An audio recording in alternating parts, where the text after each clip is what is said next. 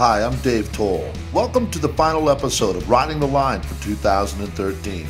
In this episode, we'll follow up with some of our RAAM 2013 competitors and check out Micky Diamond's 200-mile race in Sacramento, as well as how he's preparing for RAAM 2014.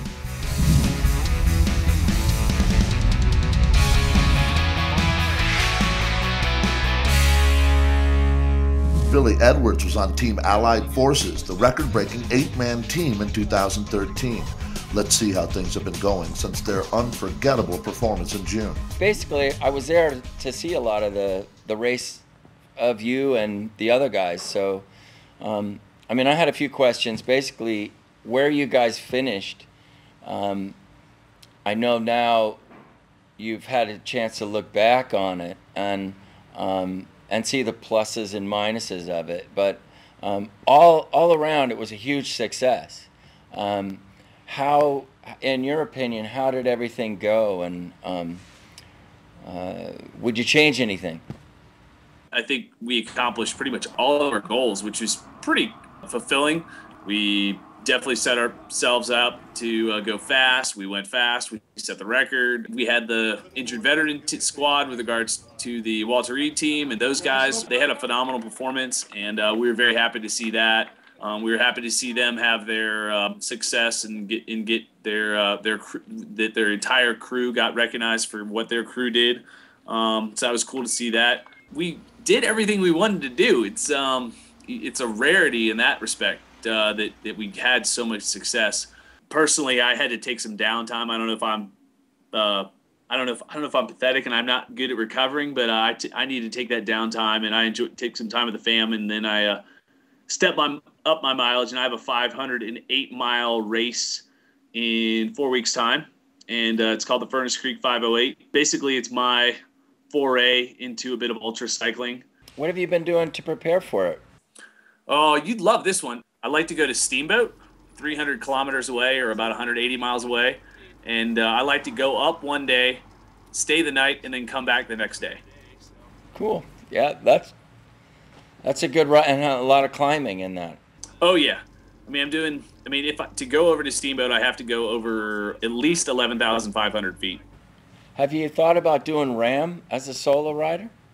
I think everybody thinks about it once you see it. But I don't think I ever want to say never. But I got to see what these things, how these things unfold with regards to like how Furnace Creek rolls out. Of course I'd like to have a really good result, and then you kind of just see where things take you at that point. Next, Micky checks in with Chris Ragsdale, the top American solo finisher after his first RAAM finish. Post-RAAM now, you've had some time to think about how everything went. Looking back now, what are you feeling now about this race? When I look back at it and think about it, it was just so many different things, and it's unlike anything I've ever done. That's for sure. What is it like finishing a race like that? It was just massive for me as a bystander and watching. It was huge, and so many days, so many miles, and I'm sure that the roller coaster as a rider must have been just hard to take in. I kind of enjoyed it because I expected it and had planned for it, and it was what I had planned for as far as that part of it went. In getting to the finish line, I suffered a lot mentally the last couple of days, and so just getting to the finish line was it was relieving. I just remember being so relieved, finally this thing's done, finally it's behind me. You look good at the finish line. I felt great. Finish line. The last day of riding, I felt like I was flying. I was just doing awesome and riding really well, and actually chased down a few local riders as we were coming into Annapolis. I felt amazing, and I know a lot of that was the rush and the high of knowing that I was only hours from seeing my family. I think I actually did perform well those last couple hundred miles. So, what about next year? What about RAAM again? I haven't thought about next year at all. My planning has gotten me as far as 3 weeks from now. So after the 508, I got to sit down and figure out what's next. You know, talk with the family again, and you know, see what we can pull off, and talk with the friends. It's been a big year this year. I don't know about next year. I'm not ruling out RAAM, but I've certainly got no plans created so far. Team Love, Sweat, and Gears had a great race this year as well. Let's see what they've been up to since Race Across America. How do you feel about how the new team, the four-person team that you guys did this year, what are your feelings about looking back? We had a great ride. I mean, we just had a great ride. And there were, you know, I think when you do something like RAAM, there's always things that you wish could have been a little different. Tiny little errors in judgment or effort or whatever. But they're not things that you can really dwell on. I mean, you have to think about what you put into it, what you got out of it, and what your ultimate effort was. And I think when the four of us talk now, we all know that we put out what we could, the best we could have done. And we all have really fond memories. And I don't know. I mean, I am not done with RAAM. I can tell you that. I looked at the times and your average speed, and they're so slightly off of where you wanted to be. I don't know how you judge that, like, you know, like to try to figure out where it could have been better, or what else could have been done. I can speak for myself that I'm a little disappointed that we didn't get the record, especially when I saw how close we were to actually getting it. But at the time, we didn't know. Could we have gone a little faster? I don't know. I think we could have. I think we could have, had we known, you know, probably push ourselves a little harder. But I also know that nobody was slacking. I think with RAAM in particular, because so many things can affect your outcome, is you have to level the playing field and look to see where we placed with everyone else who was competing in that race at that time. And we're very proud of our finishing time. So, you know, I feel really good about that.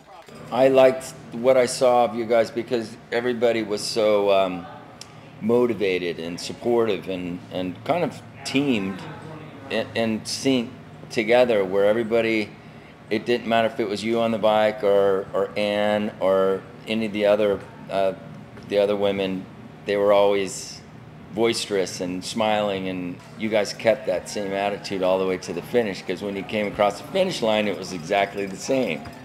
Yeah. It's like you guys just took off. Well, we decided that we were racing.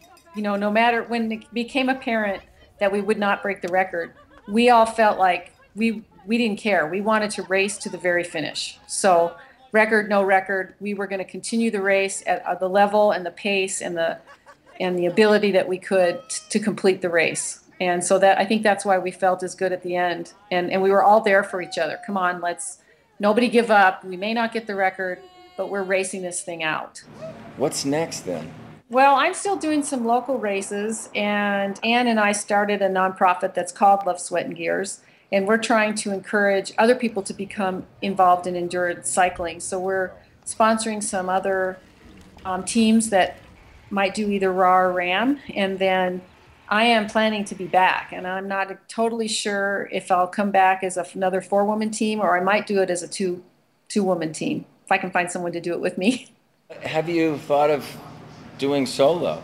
A solo RAAM? I don't know. I really have to think about that. We caught up with Micky in Sacramento to see how the rest of 2013 is going for him. As you may recall, Micky traversed the country with our RAAM 2013 media teams to follow along with the action. Micky, after being on the road as a witness firsthand, what are your thoughts about the race? I wasn't as terrified as I, could have been, but it's definitely so much bigger than I ever imagined, But I'm also excited about it. After RAAM this year, you raced a motorcycle in Pikes Peak International Hill Climb trying to break the record. Can you tell us how that went? We were the first rider on the hill, and it was uncharacteristically moist and cold. After a few small delays, I got my run. I fell off once, but I got up pretty quick, and I thought I could make up the time. And up there you can't gamble, and I crashed out again a second time, and luckily nothing bad happened to me, but the bike got tore up, and I would hope that we could go back and do it again next year, and that's the hope. What are your plans for this fall, Micky? Multiple day, 200-ish miles, rides in the night. A lot of the stuff that I'm doing is more or less to get more miles and to feel confident, I guess, with taking on a big event. Tell us more about how your training is progressing. It's a juggling act because I got so much work, and I've had some motorcycle events. I moved. I live in Santa Rosa now, up like Northern California, and it's very good for cycling.